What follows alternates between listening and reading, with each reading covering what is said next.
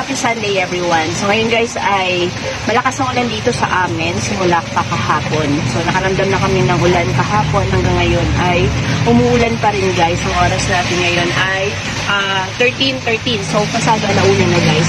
Mapapansin nyo yan sa kabilang kalsada. Yan mga sarado na yan guys.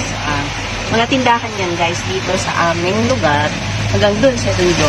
Tapos dito sa kabilang kalsada ay sarado din yung aming mga kapitbahay na may tindahan.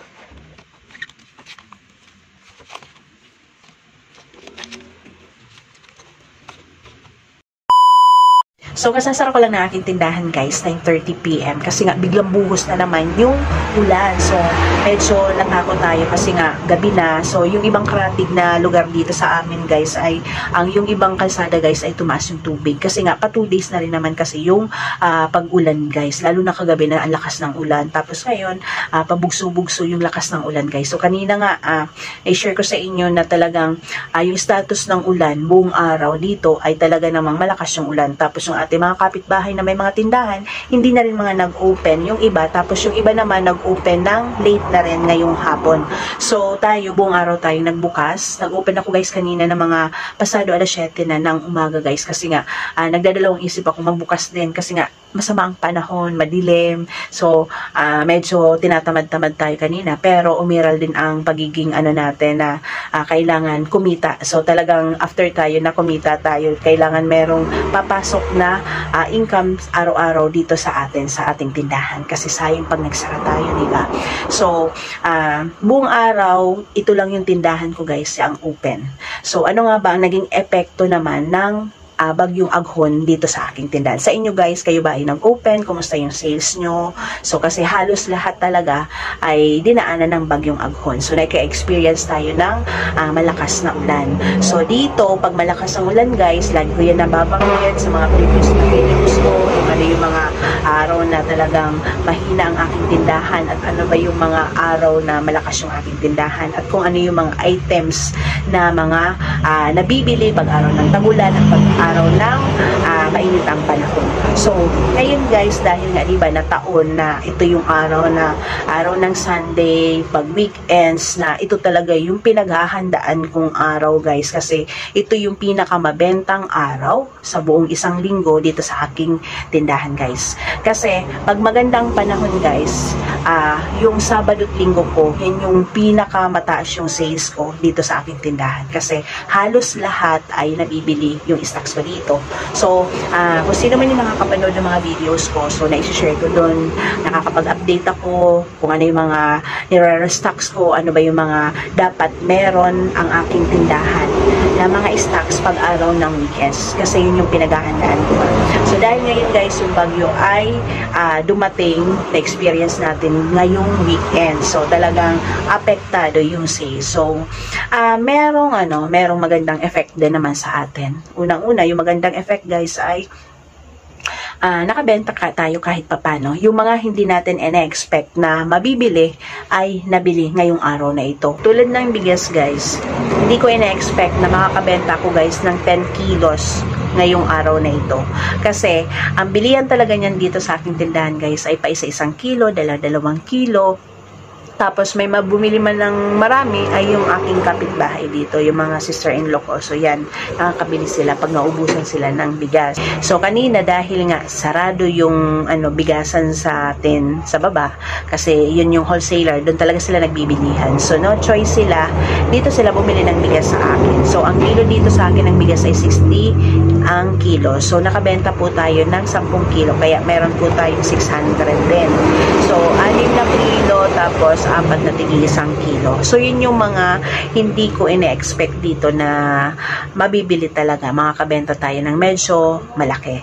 So, dito naman sa shelves ko, so yan, yung mga canned goods. So, yan, yung canned goods yan, makikita nyo naman mga, mga bawas-bawas na rin. Tapos, yung mga condiments, so, mga bawas na rin. Pati yung mga palaman natin, ladies choice, yan, yung mga palaman natin ay mga bawas na, kulang-kulang na.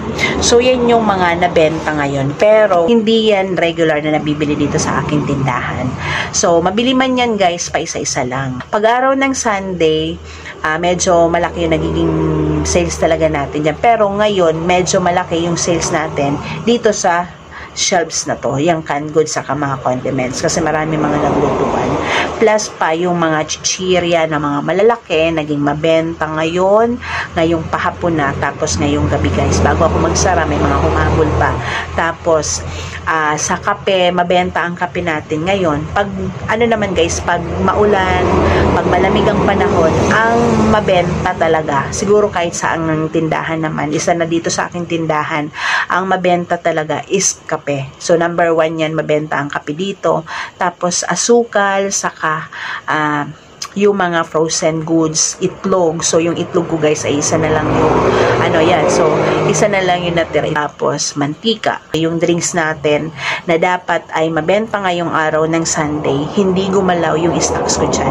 So, gumalaw man kunti lang. So, ilan-ilan lang yung mga nabili. So, yung mga Tetra Pak na juice, parang walang bumili sa akin. Tapos, yung Sito, wala rin bumili. Meron bumili 1 litro lang na Sito. Tapos, the rest ng mga pet bottles ko na drinks, walang bumili guys. Pati yung mineral, konti lang yung bumili. Kasi ang mineral naman, araw-araw naman. So, umulan at umaraw, nabibili talaga yung mineral natin, yung tubig. So, hindi tayo nagsisiro dyan. Tapos, konti lang nang nabawas sa libote natin soft drinks. Halos mga cobra lang yun nabili.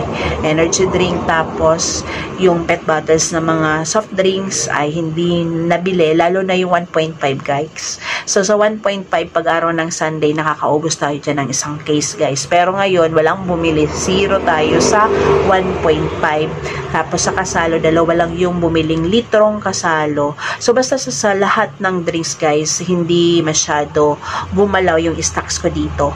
So yan yung hindi magandang epekto dito sa aking tindahan pag maulan. So ito yung hindi magandang epekto dito sa akin ng bagyong Aghon guys. Po sa alak, ang alak natin na dapat ngayon ay marami tayo naging benta simula kagabi, pero hindi naging mabenta ngayon ang alak guys. Lalo na ang gin, kasi ang gin ang pinakamabenta dito.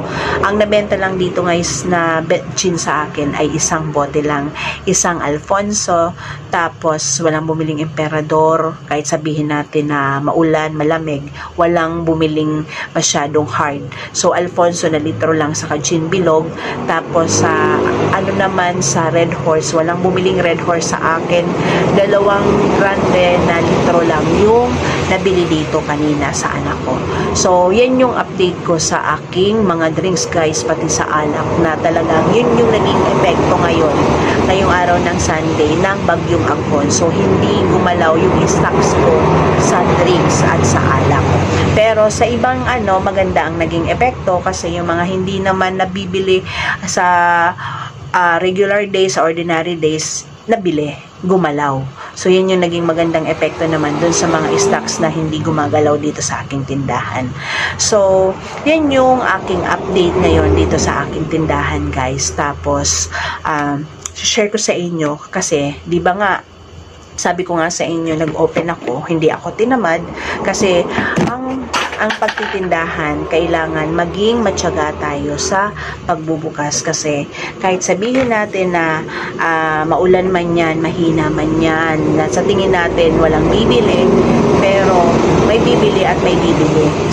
Maulan, may benta pa rin tayo.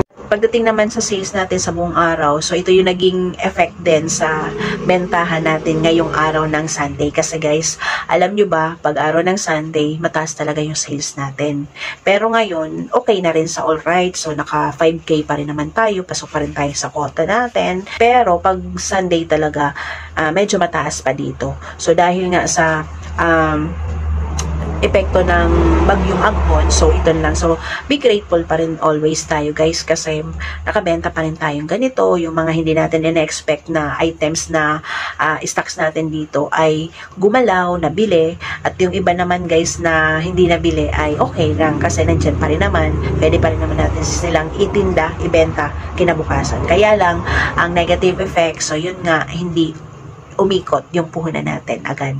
So, dapat ngayon, napaikot na natin para kinabukasan ay ipamili ulit natin para umikot ulit yung ating puhunan. So, yan yung naging hindi magandang epekto sa ating tindahan, sa ating stocks ng Bagyong Agkol. So, merong negative effects, saka meron ding positive effects sa ating negosyo. So, yan lang. Thank you for watching, guys. God bless us always. Happy selling sa mga na-open pa ng tindahan. And sa mga patulog na, good night po everyone. And I love you all.